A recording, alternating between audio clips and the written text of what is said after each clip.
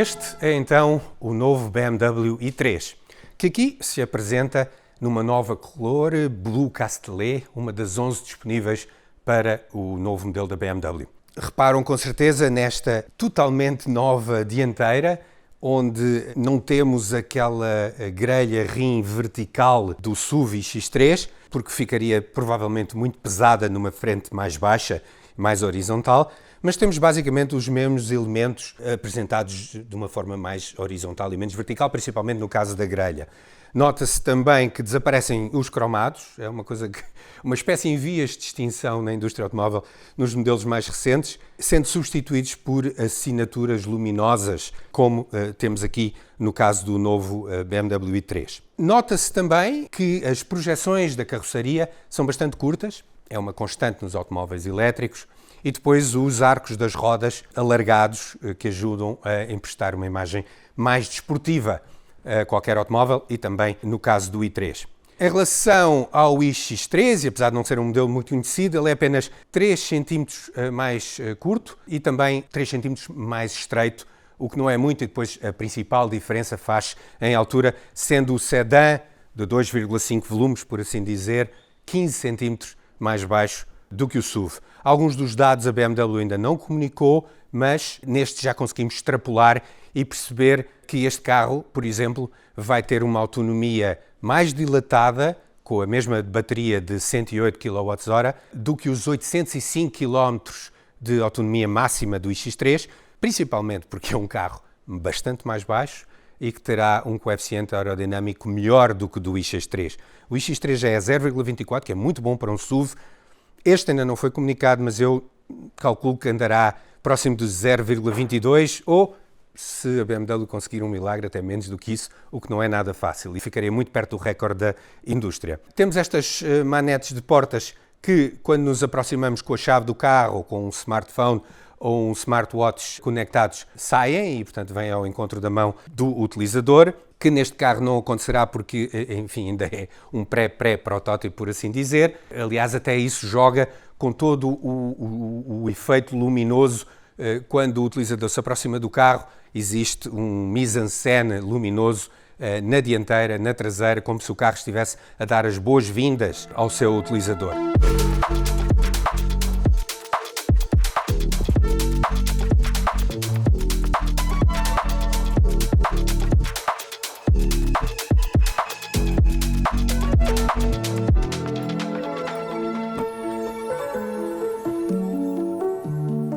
Temos então, sendo um sedã, como já referimos, com os tais 2,5 volumes, depois aqui atrás temos a continuação deste motivo horizontal que se nota nas óticas, e uma vez mais com o logo da BMW ao centro. Diríamos que uma traseira um pouco mais clássica do que o resto das formas deste novo i3. Depois deste lado também temos a portinhola do carregamento, que está por cima da roda direita atrás e que pode abrir-se automaticamente e fechar-se automaticamente, se for esse o desejo do condutor. Desde 2008 que a BMW anda a fazer baterias para automóveis elétricos e, portanto, experiência é coisa que não lhes falta. Esta é já a 6ª geração do sistema de propulsão elétrico da BMW e tem uma série de vantagens em relação ao anterior. Mais 30% de densidade energética nas células, mais 30% de velocidade de carregamento e isso, obviamente, reflete-se numa melhor conveniência para o seu utilizador. Esta bateria tem 108 kWh utilizáveis e está colocada, como nos automóveis elétricos é normal, debaixo do piso para obstruir o mínimo possível o interior. Aliás, é uma das características dos carros elétricos, como não têm veio de transmissão nem sistema de escape, acabam por ter um fundo totalmente plano na segunda fila para os passageiros traseiros, o que obviamente é conveniente. Estas células são montadas diretamente, sem subdivisões modulares, sem estrutura, naquilo que é a bateria. Aliás, a própria parte de cima da bateria é a parte inferior do piso do carro numa determinada secção. E isso permite ganhar em densidade energética, por um lado, e reduzir, por outro, tanto o custo como o peso. A bateria, lembre-se que é o componente mais caro e mais pesado de um automóvel elétrico. Neste caso, serão sempre mais de 500 kg de bateria.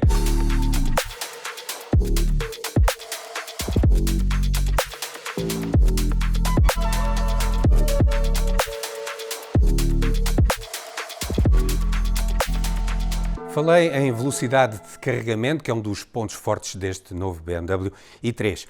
Ele carrega até 400 kW em corrente direta, DC, o que é notável porque, nomeadamente, permite que em apenas 10 minutos, nas condições ideais, obviamente, sejam injetados 372 km de autonomia no BMW i3.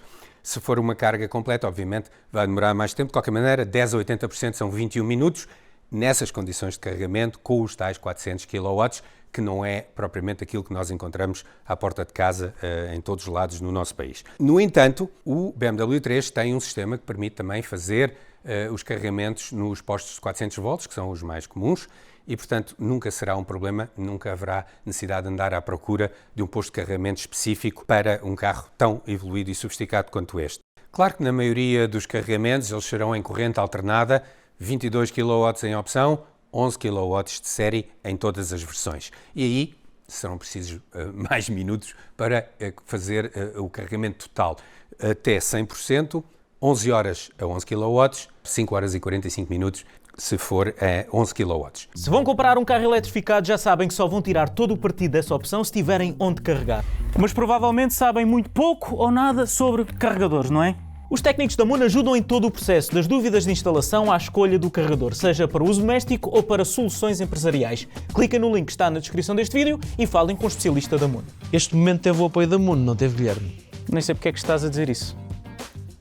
O i3 terá versões de 2 rodas motrizes, tração traseira e 4 rodas motrizes.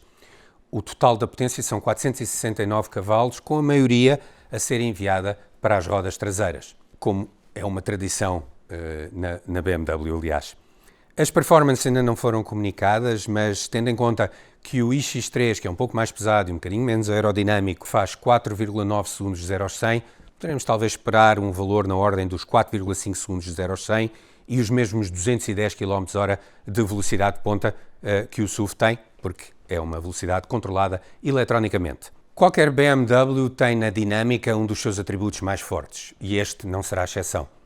Temos a suspensão independente nas 4 rodas, com eixo multibraços atrás e, em algumas versões, amortecedores eletrónicos para variar a rigidez da suspensão e o conforto de rolamento versus a estabilidade.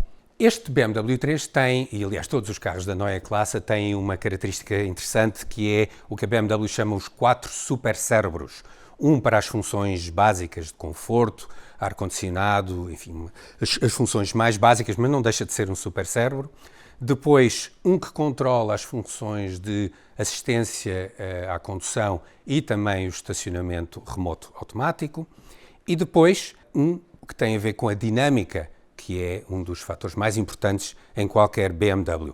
Controla a motorização, controla os travões, controla a direção, algumas funções da direção, tudo o que seja controle de tração, ABS, todas as funções que são mais diretamente ligadas à dinâmica de condução são controladas por esse supercomputador, que até tem um nome, Heart of Joy, portanto uma espécie de coração da diversão ou da alegria, conforme lhe quisermos chamar.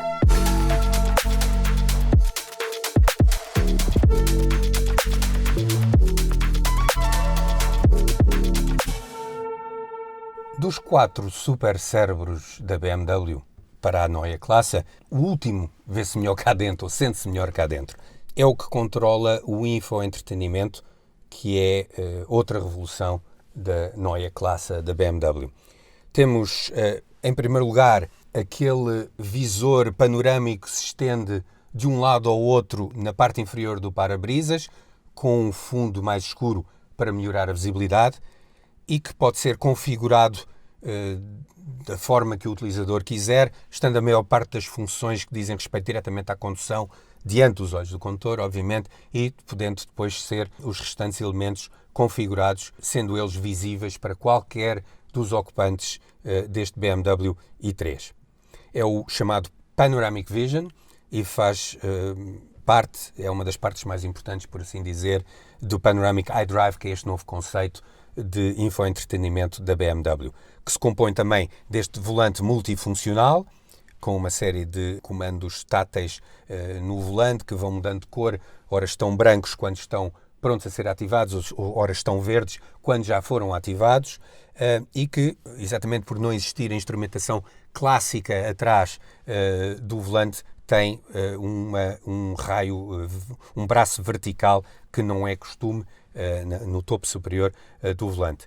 O infoentretenimento tem 17,9 polegadas e está mais angulado para o condutor do que no iX3. São 3 graus, enfim, não é muito, mas coloca mais o condutor no centro do mundo, o que faz algum sentido, porque um SUV é, por definição, um automóvel mais virado para a utilização familiar e, portanto, este está mais centrado no condutor. Uma zona bastante livre entre os dois ocupantes dos bancos dianteiros, onde basicamente apenas existe o seletor da transmissão, o volume do áudio, o botão que aciona o travão estacionamento elétrico, desembaciamento e o botão para ligar os 4 piscas numa situação de emergência e pouco mais. Os bancos têm um bom apoio lateral e têm regulação elétrica com os comandos nas portas, sempre de série em todas as versões. Temos um teto panorâmico com, enfim, um controle de clima para que o interior não aqueça muito. Independentemente da sua existência, a verdade é que o espaço em altura é bastante amplo, bastante generoso e serve perfeitamente para utilizadores com 1,80 m, como o meu caso, ou mesmo até 1,90 m, principalmente nos lugares da frente. Já vamos ver que atrás sobra um bocadinho menos espaço em altura.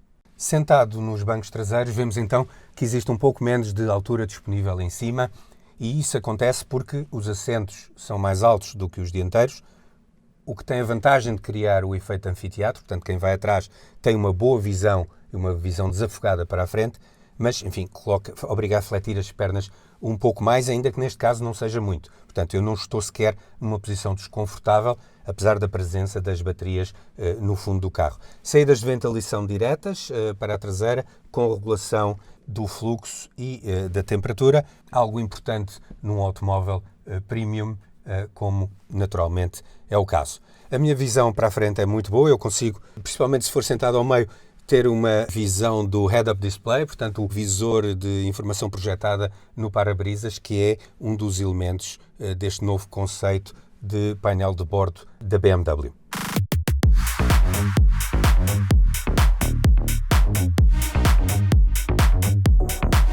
O BMW i3 só vai chegar ao mercado nacional lá mais para o final do ano, pelo que ainda não existem preços fechados para Portugal. Ainda assim, e olhando para o que custa o novo iX3, tanto em Portugal como na Alemanha, podemos apontar para um valor de entrada em torno dos 58 mil euros. Mas isso é algo que só será confirmado nos próximos meses, já depois de termos percebido como é que este compêndio de tecnologia se comporta em estrada.